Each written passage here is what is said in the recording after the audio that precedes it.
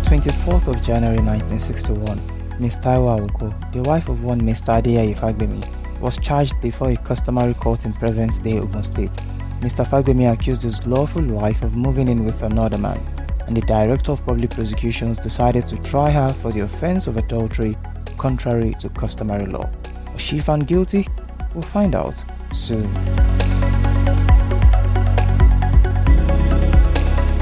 Hi, welcome back to the 360 Solicitors Microcast. The album is called How the Law Works in Nigeria. This is episode 8 and is titled Customary Law in Nigeria. I am Ishaq, a Nigerian lawyer, but you can call me Shola for short. I'll be right back.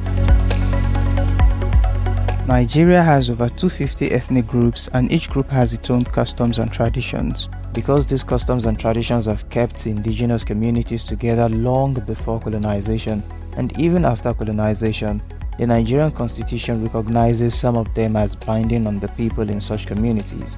These customs and traditions are called customary law. Put simply, customary law is made up of customs and traditions which people must follow. This is why people can validly get married under customary law instead of under the Marriage Act. It is also why you can still inherit the property of a deceased person in line with customary law, such as the customary law of the Yoruba people or the Igbo people or of any other community in Nigeria. However, for any customary law to have the force of law in Nigeria, it must pass the compatibility test and the repugnancy test. The purpose of the compatibility test is to make sure customary law does not violate the Nigerian constitution, Nigerian legislation, and public policy.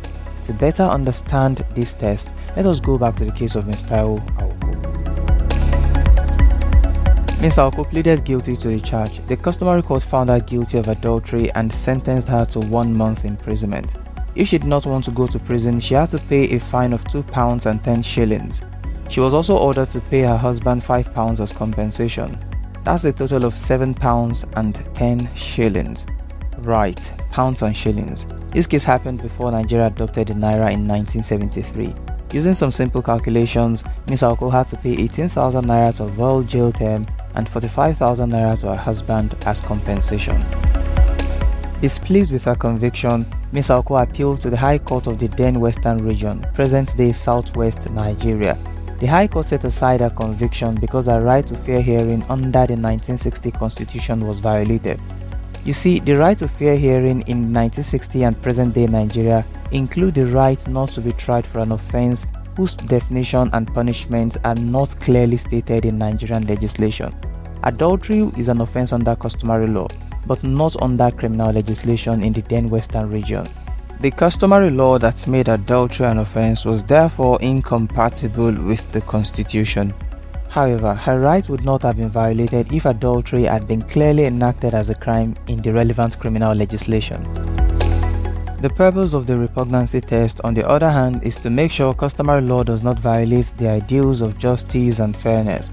For example, is it fair and just to give a child to the former husband of a woman, even though that child is born to another husband 10 months after the divorce with the first husband?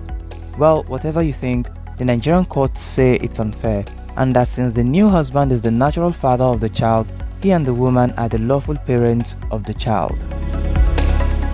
There are two main things to note about customary law in Nigeria. One, it is largely unwritten and only has the force of law where legislation permits it to do so. And two, you can choose not to be subject to customary law. Before I go, don't forget, nothing in our podcast is legal advice. Our podcast is for educational purposes only. If you need legal advice, please consult a lawyer. If you like the episode and subscribe to the channel for more, you can follow us on Twitter, Facebook and Instagram. The handle is at 360 Solicitors or at Shola for short. See you in the next episode.